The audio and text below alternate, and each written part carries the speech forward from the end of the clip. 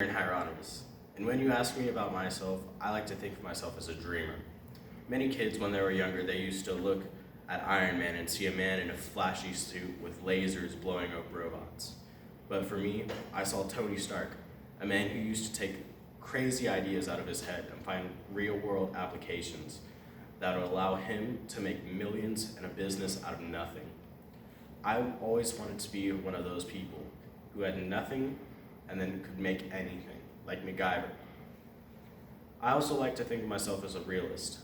Just like MacGyver would, he couldn't make something out of nothing, even though he could make something out of very, very little.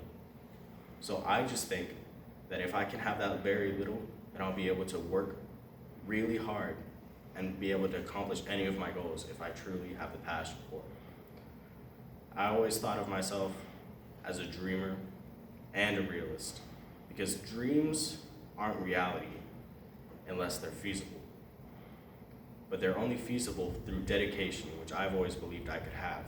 Because if you have a passion for something, I don't think I could physically stop thinking about it. If I do stop thinking about it, I usually have some epiphany during the middle of doing something completely random, and then I get back to work on my project.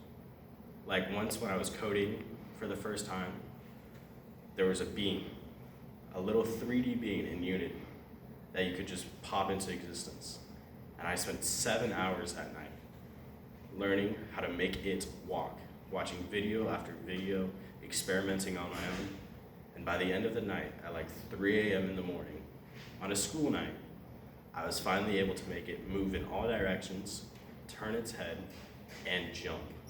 And I remember that moment as one of the happiest things ever, because I took a creation that I had never done before, and I was able to make it do something that I wanted it to do.